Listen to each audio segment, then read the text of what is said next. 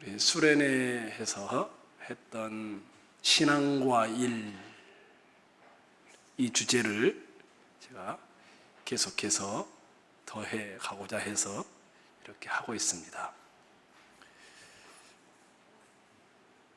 수련회 혹시 첫째 날 밤에 나눴던 거 기억나시는지 모르겠습니다. 창세기 2장 1절로 3절 그리고 15절, 신앙과 일의 첫 번째였습니다. 하나님은 일하시는 분으로 묘사를 했었습니다. 하나님은 6일 동안에 창조를 하고 2장 1절로 3절을 봤더니 일이라는 단어가 3번이나 나오면서 하나님이 일하시는 분이다, 이렇게 묘사를 했습니다. 그리고 하나님이 사람을 에덴 동산에 두셨는데 에덴 동산이 낙원 아닙니까? 근데 거기서도 경작하며 지키게 하시고 사람도 에덴 동산에서 일하도록 하나님이 빚으셨고 부르셨습니다. 그래서 하나님은 일하시는 분이고 우리에게도 일을 맡기셨구나. 그래서 기억나시나요? 흙으로 돌아갈 때까지 뭐 하자? 일하자. 흙으로 돌아갈 때까지 일하자. 이게 우리 속에 있는 모습입니다. 완벽한 에덴 동산에서 일이 있었습니다. 일은 사람을 사람답게 하는 DNA가 있습니다. 일하지 않고 평생 논다고 생각해 보세요. 아마 여러분과 저는 그래 오래 못 갈 겁니다. 또 일을 하지 않고 그냥 있는다는 것이 자유가 아닙니다. 일은 우리를 속박하는 것이 아니라 어떤 면에서는 자유로 초대하는 것입니다. 물고기가 물속에서 있을 때 자유하듯이 그렇게 있는 것입니다. 일을 통해 우리의 삶의 진짜 기쁨과 가치들을 누리게 되기 때문입니다. 그러나 일만 열심히 하면 안 된다고 했습니다.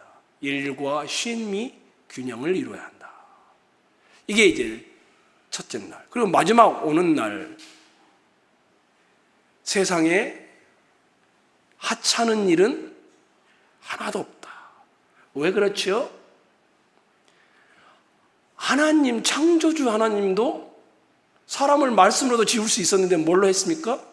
흙으로 빚었습니다. 육체 노동을 했습니다. 그러니까 하나님이 육체 노동을 했으니까 육체 노동을 깔보면 하나님을 깔보는 거죠. 게다가 신약의 예수님은 어떤 분이셨습니까? 목수셨습니다. 뿐만 아니라 우리는 하나님의 형상대로 하나님의 모양대로 창조된 자들입니다. 그러니 그 인간이 하나님을 닮은 사람이 하는 일은 어떤 일이든지 하찮은 것이 하나도 없습니다. 이게 두 번째 나눴던 것이죠. 세 번째, 지난 주일날 연합예배로 모여서 우리가 나눴었죠. 야심차게 일하자. 기억나시는지 모르겠습니다. 하나님이 첫째 날, 둘째 날, 셋째 날 기초를 딱 닦아요. 그리고 첫째 날 기초를 닦았던 것을 넷째 날에는 해와 달과 별로 거기다 채워 넣어요.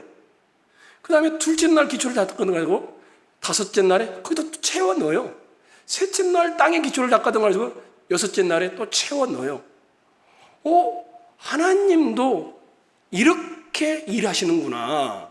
그걸 보면서 여러분과 제가 우리가 이 일을 하는 것은 빈 공간, 어두운 곳, 아직 밝혀지지 않는 것을 채워 넣는 것이구나.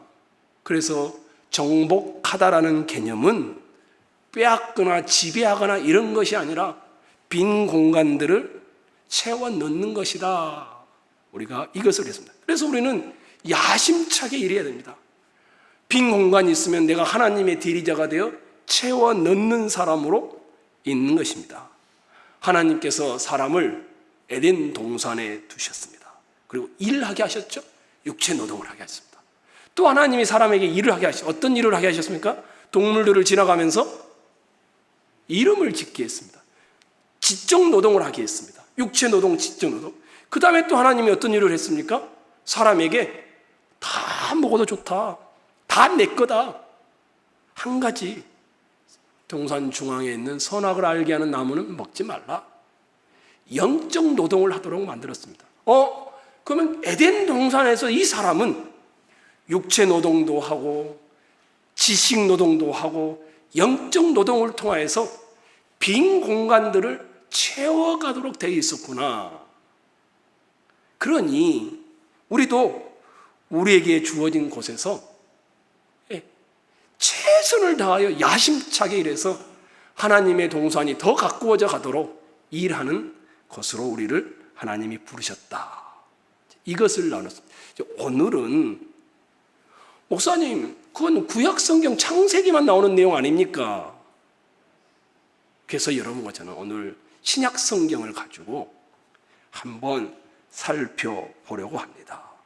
여러분이 읽으셨죠? 고린도전서 7장 17절 말씀. 하나님께서 여러분을 모두 부르셨음을 믿으시나요? 이 부르시다, 이 단어, 헬라어로는 칼레오 이런 단어입니다. 근데 보통 예수를 믿도록, 그래서 예수 믿고 나서 주님과 동행하도록, 이런 때 내가 너를 불렀다, 이런 때 보통 쓰는 단어입니다. 또 어떤 때는 하나님이 온 세상에 하나님의 사랑의 메시지를 전파하도록 너를 불렀다, 이런 때도 쓰는 단어입니다. 또 어떤 때는 하나님이 너를 공동체로 불렀다, 이럴 때도 쓰이는 단어입니다. 그래서 교회가 에클레시아라는 헬라어인데 이게 부름받은 사람들의 모임, 이런 의미를 담고 있습니다. 이게 불렀다라는 것이 보통 그런 것입니다. 그런데 고린도전서 7장에서는 생판 다릅니다. 바울이 고린도전서를 썼는데 성도가 되었으면 하나님이 기뻐할 만한 삶을 살기 위해 지금껏 살아온 생활 방식들, 결혼 생활이나 일이나 사회적인 위치나 그걸 다 버려라, 이렇게 부르지 않았다라는 겁니다. 바뀔 필요가 없다. 그래서 바울이 이렇게 표현했습니다. 오직 주께서 각 사람에게 나눠주신 대로 하나님이 각 사람을 부르신 그대로 행하라. 내가 모든 교회에서 이와 같이 명하노라. 이렇게 되어 있습니다. 이게 나눠주신 대로 또는 부르신 대로, 이 단어는 다 종교적인 단어입니다. 근데 일상생활에다가 적용을 해놓고 있습니다. 이 나눠주신 대로, 이제 은사대로란 말이겠죠. 부르신 대로, 이 단어는 보통은 권사님은 밥 잘하죠, 권사님은 설거지 잘하죠, 권사님은 또 행정 잘하죠, 이렇게 우리가 각기 주어진 은사대로 불렀다. 교회를 그래서 아름답게 나가라. 그래서 로마서 12장이라든지 주로 고린도전서 12장이라든지 이런 때 사용되는 단어입니다. 근데 이 나눠주신 대로, 부르신 대로, 이 단어가 거기만 사용된 게 아니고, 여러분이 오늘 본문 보셨으면 아시겠지만 하나님이 너를 부르신 처지 그대로 살아가야 한다, 이때 똑같이 사용되고 있다는 것입니다. 교회와 관련돼서, 은사와 관련돼서 사용되던 것이 교회가 아니라 사회적이고 경제적인 일을 하는 그곳에서도 나눠주신 대로, 부르신 대로, 너에게 임한 그대로 나는 그곳에서 살아가면 된다, 이때 부르심을 말하고 있습니다. 의미를 조금 더 여러분에게 설명하면 이런 겁니다. 하나님이 성도들을 부르셨습니다. 그래서 교회의 몸을 세워가지고, 어떤 사람은 어깨고 어떤 사람은 눈이고, 이때도 우리가 은사를 각기 가졌다 해서 부르신 대로입니다. 그런 것처럼 하나님이 우리 최장로님에게는 건축 일을 하고, 또 우리 방과후 선생님들에게는 아이들을 가르치도록, 저희들은 목사로, 우리 장장일 장님은 수리하는 분으로, 우리 방규근 집사님은 아이들 지키는 사람으로, 현재는 그렇게 우리를 불렀죠. 또 어떤 분은 요양보호사로, 어떤 분은 가정일을 돕는 사람으로, 어떤 분은 손주들을 돌보는 사람, 다 우리를 부르셨죠. 이렇게 말하고 있는 겁니다. 야, 너에게 부르신 그 은사와 그 달란트를 가지고 교회만이 아니라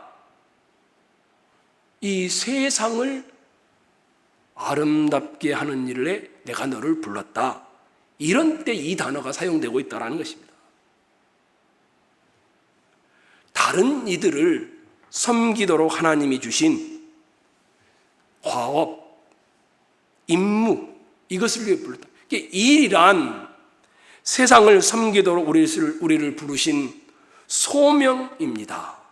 기독교의 노동가는 내가 하고 있는 일은 내가 좋아서 하는 일이기 이전에 하나님이 나를 그곳에 부르셨다. 이것을 기억하면서 살아가는 것입니다. 근데 우리는 다 그렇게 생각지 않죠? 우리 교회뿐만 아니라 대부분 다 한국 교회 젊은이들이 그렇죠? 대학이나 대학원을 졸업하면 다 어떻게 합니까? 졸업하기가 무섭게 대기업이나 공무원이나 금융업계나 이런 쪽으로 다 진출하고자 해서 막 발버둥을 치죠? 왜 그렇습니까? 대부분은 내가 그쪽에 은사가 있기 때문이 아니라 뭘 많이 주기 때문입니까? 돈을 많이 받기 때문입니다. 그리고 안정적이기 때문입니다. 부모님들도 그런 쪽으로 가라고 선호를 하죠. 안내도 하고요. 왜냐하면 지금 이 자본주의 시대에 많은 세월 듣고 또 경험해 보니까 금융감독원에 가면 참 안정적이고 돈을 많이 벌더라. 대기업에 가면 엄청나더라. 이러다 보니까 이 사람이 어떤 은사를 가지고 있는지도 모르고 거기를 지원하도록 우리는 독려하고 거기 간 사람은 다 성공한 사람이라고 박수를 치기도 하고 이제 이런 형편에 놓여 있습니다. 그런데 성경은 그렇게 말하지 않습니다. 성경은 자기 이익과 수익의 크기를 위해서 직장을 선택하고 가는 것을 굉장히 두렵게 표현합니다. 세상에서 자신이 하는 일의 목적에 반드시 통찰력을 가지도록 요구를 합니다. 하나님이 나에게 주셔서 맡기신 일이라면 그 하나님이 불렀으니까 그 일 자체가 얼마나 즐겁고 복되겠습니다. 그런데 그냥 자기 이익을 위해서라면 얼마 가지 못해서 지쳐버리고 넉다운이 됩니다. 그래서 일은 하나님과 이웃을 섬기는 도구입니다. 그리고 그 목적에 따라 직장을 선택하고 업무에 임해야 합니다. 여러분의 자녀들에게 여러분을 바꾸라는 것은 아닙니다. 여러분의 후배들에게 반드시 뭘 물어봐야 하냐면 뭘 해야 돈 많이 벌고 출세할 수 있습니까? 이렇게 물어보는 사람들이 많을 거란 말이에요. 또 여러분의 자녀들이 그럴 거란 말이에요. 그런 질문이 아니라 내가 가진 능력과 기회를 가지고 어떻게 하면 하나님의 뜻과 이웃을 잘 섬길 수 있을까? 다른 이들을 잘 섬길 수 있을까? 여기에 가치를 두도록 하셔야 합니다. 무엇을 해야 돈을 많이 벌고 출세할 수 있을까? 지금 가진 능력과 기회를 가지고 어떻게 하면 하나님의 뜻과 이웃의 요구를 늘 의식하면서 최대한 다른 사람들을 섬길 수 있을까? 둘 중에 후자를 선택하도록 여러분이 가르쳐야 합니다. 실력을 갈고 닦아서 자기가 속한 분야에서 1인자가 되는 동기, 이게 뭐냐면 하나님이 주신 이웃들을 잘 섬기기 위해서 실력을 닦는 것은 굉장히 아름답습니다. 그리고 오래 갑니다. 근데 자기에게 초점이 맞춰져 있으면 그 일은 금세 지쳐버리고 오래 가지 못합니다. 왕성한 의욕은 과욕으로 변하고 강력한 추진력은 탈진을 가져오게 되고 자기 자랑은 자기 혐오로 빠지게 만들며 일의 목적을 넘어선 무언가가 자기를 지배하기 시작합니다. 그것을 우상이라고 합니다. 그래서 사랑하는 이곳에 모인 성도 여러분, 하나님이 목사만 부른 게 아닙니다. 하나님이 여러분 다 부르셨습니다. 이것을 믿으셔야 합니다. 하나님이 목사는 교회에서 설교하며 목양하도록 불렀습니다. 이것만 거룩한 일이 아닙니다.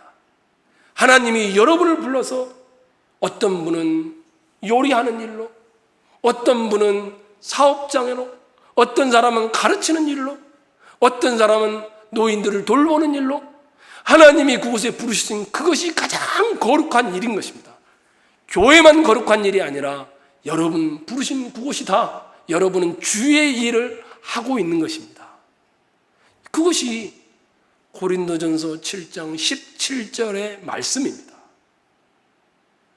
하나님이 각 사람에게 나누어 주신 대로, 하나님이 각 사람을 부르신 그대로 행하라. 이것이 말의 의미입니다. 그러면 말씀을 적용해 보겠습니다. 아무리 작은 일도 하나님의 백성과 하나님의 세상을 돌보는 하나님의 도구가 되는 것입니다. 루터라는 사람이, 마틴 루터라는 종교개혁가가 고린도전서 7장 오늘 이 본문을 그렇게 파악을 했습니다. 그 당시 루터가 살던 당시 교회는 중세교회입니다. 그때는 교회를 위해서 교회 옆에서 교회와 함께 무슨 일을 하면 신령한 일, 그렇게 여겼습니다. 세상에서 공무원을 한다든지 빵을 굽는다든지 술을 만든다든지 이런 일을 하고 있으면 세속적인 일, 이렇게 보았습니다. 그러니까 거룩한 일은 누구만 하는 겁니까? 수도사나 신부님이나 수녀들, 이렇게 부름을 받지 않았으면 다 세속적인 일을 하는 것으로 취급했던 시대였습니다. 근데 이분이, 이 루터라는 분이 편지, 논문의 편지를 써가면서까지 반박을 했습니다. 그 글을 한번 읽어드리겠습니다. 교황, 주교, 신부, 수도사들을 신령한 직분이라 칭하면서 농부, 빵 굽는 사람, 도구를 만드는 장인들, 세속적인 직분이라 부르는 것은 다 헛소리이다. 그대로 편지에 그렇게 되어 있습니다. 철저한 기만이고 위선이다. 거기에 누구도 주눅들 이유가 없다. 크리스찬이라면 누구나 모두가 다 신령한 직분을 가졌으며 직무의 종류가 다르다는 것 말고는 아무런 차이가 없기 때문이다. 그러면서 성경을 인용했어요. 너희는 왕같은 제사장들이요 거룩한 나라요. 루터는 하나님의 백성들이라면 다 똑같이 부름을 받았다, 이렇게 주장했습니다. 그러면서 시편 147편을 주석할 때는 이런 말을 더 붙여놓습니다. 하나님이 성도 여러분 어떻게 성읍을 안전하게 지키는지를 아십니까? 법을 만드는 국회의원들을 통해서, 경찰관들을 통해서, 정부에서 일하는 관리들과 정치가들을 통해서 성읍을 안전하게 지키는 거 아니겠습니까? 성도 여러분, 여러분이 일용할 양식을 구하면 어떤 일이 벌어질까요? 여러분은 온 세상을 품고 기도하는 것이 됩니다. 그러면서 이렇게 말합니다. 쌀하고 빵을 구하는 것 정도가 아니라 쌀과 빵이 오기 위해서는 어떤 일이 벌어질까요? 농사 짓는 사람이 있을 것이고, 논을 개간하는 사람이 있을 것이고, 빵을 만드는 사람이 있을 것이고, 운반하는 사람이 있을 것이고, 여러분이 일용할 양식을 구하면 이 모든 사람을 다 통틀어 여러분이 기도하고 있는 것이 됩니다. 그러면서 이렇게 말했습니다. 고로 하나님은 지금도 모든 사람을 통하여 신령하게 일하고 계십니다. 그러면 성도 여러분, 작든 크든 우리는 하나님의 도구들입니다. 농부, 빵 굽는 사람, 구멍가게 주인, 웹사이트 프로그래머, 트럭 운전사, 우체부 아저씨, 요리사, 택배기사, 이 모든 것들은 다 식탁에 음식이 도착할 때까지 힘을 보태는 사람들입니다. 굳이 인간이 쟁기질을 하고 씨앗을 뿌리지 않아도 하나님은 쌀을 만들어낼 수 있는 분이지만 그렇게 하지 않으셨습니다. 루터가 그런 식으로 표현하면서 그렇게 말을 합니다. 어떤 일도 하나님의 도구가 되어 하나님의 자녀들을 돌보는 자로 있다라는 사실을 잊지 않기를 소망합니다. 두 번째 적용입니다. 그러면 목사님 좋습니다. 솥을 짜고 있는 소에 젖을 짜고 있는 저 소녀조차도 하나님의 일을 하고 있다. 왜냐하면 그걸 짜야 우리가 먹으니까. 요즘은 기계로 짜겠지만 옛날 같으면 좋습니다. 그래서 두 번째, 모든 일이 하나님의 일인데 이것을 가능케 하는 일은 복음입니다. 복음. 우리 개신교를 말합니다. 천주교와는 다르죠. 우리 개신교에서는 이신칭의입니다. 믿음으로 의롭다 하심을 얻는 것입니다. 믿음으로 의롭다 하심을 얻는다는 말은 무슨 말인가요? 사람의 공로나 사람의 행위로 우리는 구원받지 못합니다. 하나님이 은혜를 베푸셔야 우리는 구원받는 사람이 됩니다. 그러니까 은혜로 구원받았다 진리를 깨닫는 순간 일의 의미가 싹 달라집니다. 그전에는 일을 하면은 어떤 일이냐면 내가 성공해야 돼, 내가 잘 살아야 돼, 떳떳해야 돼, 남부럽지 않아야 돼. 그렇게 안 되는 겁니다. 내 같은 사람이 하나님의 은혜로 구원받았는데 이제 내가 일하는 목적은 성공하기 위해서가 아닙니다. 내가 지금 일하는 목적은 떵떵거리며 살기 위해서가 아닙니다. 내가 일하는 목적은 이 복음의 은혜에 반응하여서 일을 하는 것입니다. 은혜를 통해 구원받은 사람은, 복음이 나에게 은혜라는 것을 아는 사람은 더 이상 일을 하면서 자기가 얼마나 똑똑한지를 증명하기 위해서 일하지 않습니다. 내가 얼마나 능력 있는 사람인지를 자랑하기 위해서 일하지 않습니다. 복음이 무엇인지를 아는 사람이 이제부터 일을 하는데 인류를 아름답게 하기 위하여 일을 하는 사람이 되는 것입니다. 그리고 그 은혜를 그곳에 담는 일을 하는 것입니다. 이것이 복음이 주는 힘입니다. 그래서 은혜로 구원받은 것을 아는 사람은 절대 자랑이 일어나지 않습니다. 일하는 데 있어서. 은혜로 구원받은 것을 아는 사람은 이렇게 말합니다. 아무리 세속적인 일로 보일지라도 그 일은 하나님을 향한 예배이며 주님을 기쁘시게 하는 순종이다. 루터가 그렇게 말을 했습니다. 일은 종류와 상관없이 인류를 값없이 구원하신 하나님과 더 나아가 이웃을 사랑하는 수단이 되어지는 것입니다. 그래서 두 번째, 여러분이 은혜로 구원받으셨죠? 아멘? 그러면 일로 다른 사람한테 자기를 증명하려 하지 마십시오. 나 이렇게 똑똑해, 나 이렇게 많이 벌어. 그게 아니라 일로 세상과 이웃을 아름답게 섬기는 사람이 되십시오. 이것이 우리가 일을 하는 이유입니다. 마지막 세 번째입니다. 그러면 목사님, 일은 뭘까요? 일을 하면 우리는 수입을 얻으니까 먹고 살죠. 근데 우리는 그 정도를 넘어섭니다. 하나님이 우리를 부르신 곳에서 우리가 일을 하는데 왜 일을 하는가? 이웃을 사랑하는 수단으로서 우리는 일을 하는 것입니다. 일은 이웃을 사랑하는 방법이다. 따라해 볼까요? 일은 이웃을 사랑하는 방법이다.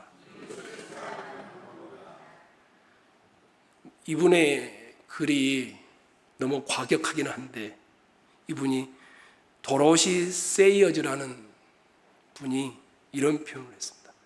일을 돈벌이 수단으로 보는 사람, 일을 먹고 사는 것으로만 생각하는 사람, 이 사람은 신자이기 전에 이단이다. 이단이라고 말했습니다. 일을 사회에 봉사하는 가운데 표출되는 인간의 창조 에너지가 아니라 돈을 벌고 여행을 하고 자기 만족으로 인식하는 사람은 이단적인 신앙입니다. 이렇게 표현을 했습니다. 일은 돈벌이 수단이 아니라 일은 이웃을 섬기는 방법이다. 의사가 고통을 덜어주기 위해서가 아니라 먹고 살기 위해 진료한다면 그것은 가짜다.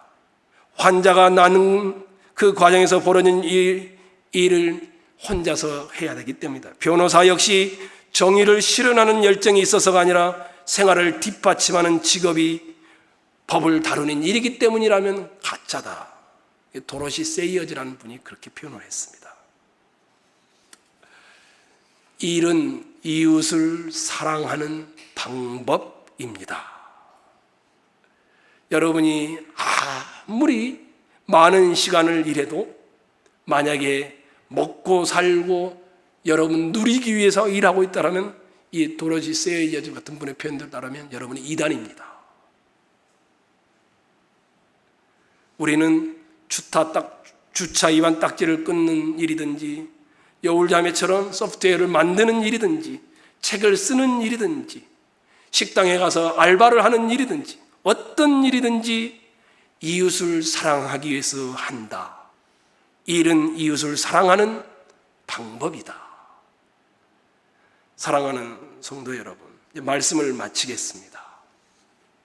신약성경 고린도전서 7장 17절로 우리가 살폈습니다.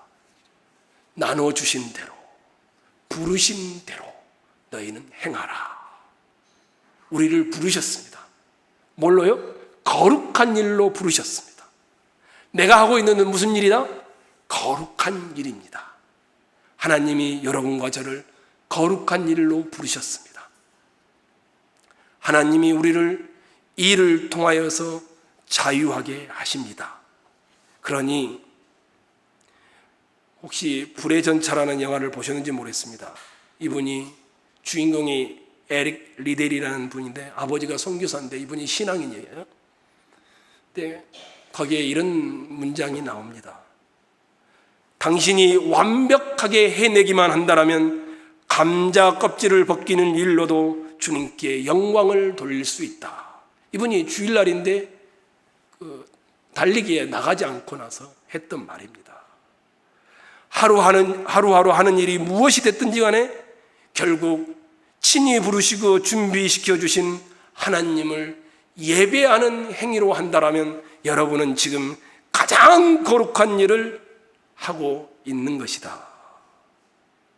그래서 여러분 모두는 다 거룩한 일을 하고 있다는 사실, 이것을 기억하고 여러분에게 주어진 삶의 자리에서 하나님이 나를 부르셨다. 하나님이 나를 부르셨다. 심지어는 박스를 주어서 그것을 묶어서 팔아서 생계를 유지하는 일이지만 그걸 통하여서도 하나님은 일하고 계시다는 것을 우리는 기억하고 어떤 일이든지 하나님의 자녀들을 돌보는 수단이며 복음은 우리를 자유케 하며 복음은 은혜로 일하는 것이 무엇인지를 알려주며 이 일은 이웃을 섬기는 수단이 된다는 사실을 기억하면서 여러분이 주어진 곳에서 최대한의 은사를 발휘하여서 일하는 멋진 분들이 되기를 주님의 이름으로 부탁을 드리겠습니다.